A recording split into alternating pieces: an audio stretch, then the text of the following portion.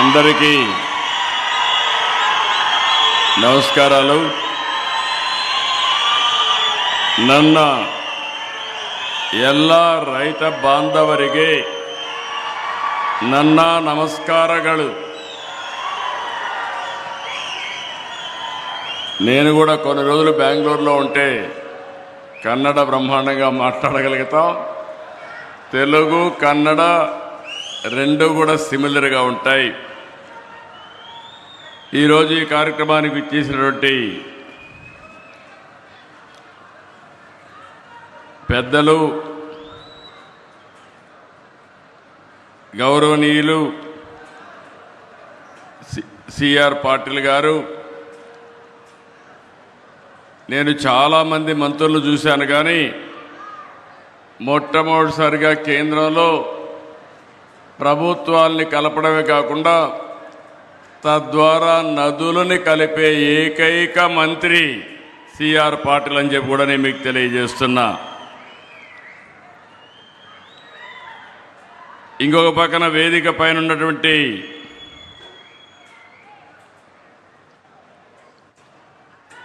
గౌరవ కర్ణాటక ముఖ్యమంత్రి గౌరవనీయులు శివకుమార్ గారు, గౌరవ తెలంగాణ ముఖ్యమంత్రి గౌరవనీయులు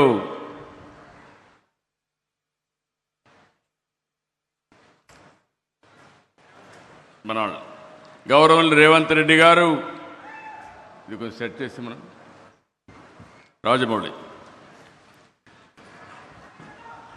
మూడు రాష్ట్రాలకు సంబంధించినటువంటి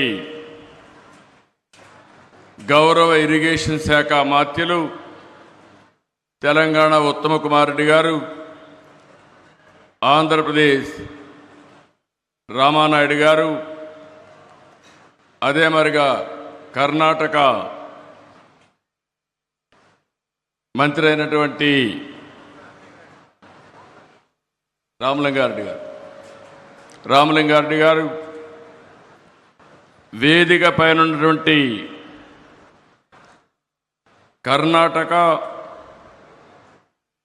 legislative council chairman Basavaraj S వరెడ్డి గారు,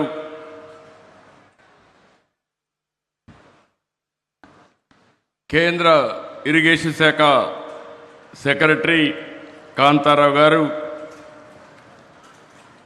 వేదిక పైన గౌరవ పార్లమెంట్ సభ్యులు, గౌరవ శాసనసభ్యులు, మూడు రాష్ట్రాలకు సంబంధించినటువంటి అధికార యంత్రాంగం, ఈరోజు ఇక్కడికి వచ్చిన మిమ్మల్ని అందరినీ పేరు పేరున మరొక్కసారి మనస్ఫూర్తిగా నమస్కారాలు, అభినందనలు, శుభాభినందనలు. మొట్టమొదటిసారిగా తుంగభద్ర తల్లికి ముందుగా శిరస్సు వంచి నా నమస్కారాలు తెలియజేస్తున్నా. అదే మరి కేంద్రానికి, కర్ణాటక, తెలంగాణ ప్రభుత్వాలకు ధన్యవాదాలు. తుంగా పానం గంగా స్నానం, అది ఒక సామెత, చాలా ప్రసిద్ధి. అంటే తాగడానికి ఎంతో స్వచ్ఛంగా, తీయంగా, అమృతంగా తుంగా నది ఉంటే బపుణ్య స్థానానికి, అంటే బహుపుణ్యాలకి గంగ గొప్పదని అర్థం. తుంగ, భద్ర విడివిడిగా జన్మించిన రెండు నదుల కలయిక తుంగభద్రగా మారి మూడు రాష్ట్రాల్లో లక్షల మందికి జీవనోపాధి కల్పిస్తున్నాయంటే ఇది మన అదృష్టం అని చెప్పి కూడా నేను మీకు తెలియజేస్తున్నా. అలాంటి డ్యాముకి 19వ గేటు కొట్టుకొని పోతే ఇమ్మీడియట్గా ఆంధ్ర నుంచి మేము స్పందించడం, ఈనాటి ముఖ్యమంత్రి ఆనాడు ఇరిగేషన్ మంత్రిగా ఉండి చాలా చొరవ తీసుకుని ఇమ్మీడియట్గా స్పందించారు. వారిని మనస్ఫూర్తిగా అభినందిస్తున్నాను. ఇది 70 సంవత్సరాల చరిత్ర కలిగిన ఒక ప్రాజెక్టు. ఈరోజు ఆ గేట్లు మార్చాం. ఈరోజు మనందరం గుర్తుపెట్టుకోవాల్సింది ప్రాజెక్టులంటే ఆధునిక దేవాలయాలు. వాటిని మనం పరిరక్షించుకోవాలి. అప్పుడే భవిష్యత్తు ఉంటుంది. ప్రాజెక్ట్ నిర్వహణ బాగుంటేనే భవిష్యత్ తరాలకు భరోసా ఉంటుంది. నీటి విలువ తెలిసిన వ్యక్తిగా మొట్టమొదటి దీనికి ప్రాధాన్యత ఇస్తున్నాం. కర్ణాటకతో కలిసి 50 కోట్ల రూపాయల అంచనాతో పనులు ప్రారంభించాం. 42 కోట్లు ఖర్చు పెట్టాం. ఈ ఒక్క గేటే కాదు, 33 గేట్లు బాగా రిపేర్ చేస్తే బాగుంటుంది, రీప్లేస్ చేద్దామంటే ఇమ్మీడియట్గా మంత్రి గారు శివకుమార్ గారు దాన్ని ముందుకు తీసుకెళ్లారు. ఈరోజు 6 నెలల్లో 33 గేట్లే కాకుండా మళ్ళీ శోభ వచ్చే విధంగా ఈరోజు తుంగభద్ర డ్యామ్ తయారు చేశారంటే దీనికి మనస్ఫూర్తిగా అందరినీ అభినందిస్తున్నా, ధన్యవాదాలు తెలియజేసుకుంటున్నాను. నాకు ఈరోజు ఒక సంఘటన జ్ఞాపకం వస్తూ ఉంది. 1983లో ఆ రోజు మే నెలలో 4 ముఖ్యమంత్రులు ప్రధానమంత్రి కలిసి తమిళనాడుకు ఒక్కొక్క రాష్ట్రం 5 టీఎంసీ నీళ్లు ఇవ్వాలని నిర్ణయం చేశాం. ఆ రోజు ఎన్టీ రామారావు గారు ఆధ్వర్యంలో చేశారు.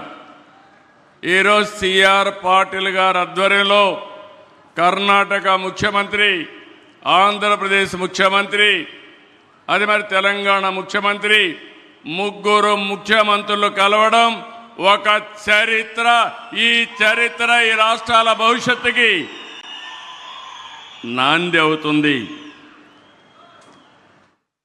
ఈరోజు మనందరం గుర్తుపెట్టుకోవాల్సింది, ఆ రోజు ఇక్కడ ఈ డ్యామ్ ఇబ్బంది వస్తుందంటే ఇమ్మీడియట్గా ఈ గేట్లో ఎక్స్పర్ట్గా ఉన్నటువంటి కన్నయ్య నాయుడు గారిని ఇక్కడ పంపించాం. ఈ ప్రాజెక్టుకు ఒక చరిత్ర ఉంది. రాయలసీమ కరువు సీమ, ఇంకో పక్క ఎడారిగా మారిపోయే పరిస్థితి. 70 సంవత్సరాలుగా కడప, కర్నూలు, అనంతపురం జిల్లాలకి త్రాగునీరు, కొంతవరకు తాగునీరు ఇచ్చినటువంటి ప్రాజెక్టు ఈ తుంగభద్ర ప్రాజెక్ట్ అని చెప్పి కూడా నేను మీకు తెలియజేస్తున్నా. ఇది లేకపోతే ఇంకా చాలా ప్రమాదం వచ్చేది. తుంగభద్ర తీర ప్రాంతానికి ఎంతో ఘన చరిత్ర ఉంది. విజయనగర సామ్రాజ్య వైభవానికి జీవం పోసింది. హంపి సామ్రాజ్యానికి సహజ రక్షణ కవచంగా నిలిచింది తుంగభద్ర. మంత్రాలయం రాఘవేంద్ర స్వామి, అలంపూర్ జోగలాంబ అమ్మవారు, హంపిలో విరూపాక్ష ఆలయం, ఇలాంటి ఎన్నో పుణ్యక్షేత్రాలకు నిలయం. నీరు ఉంటేనే చరిత్ర, నీరుంటేనే నాగరికత. అందుకే జన వనరుల సంరక్షణ, సమర్థ నీటి నిర్వహణ మనందరి బాధ్యత. ఈ సందర్భంగా I want to explain one thing.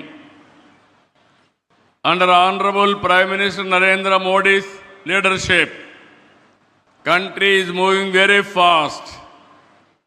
Every time I am saying right man, right place, right time, that is Narendra Modi. That is where India is moving on fast track.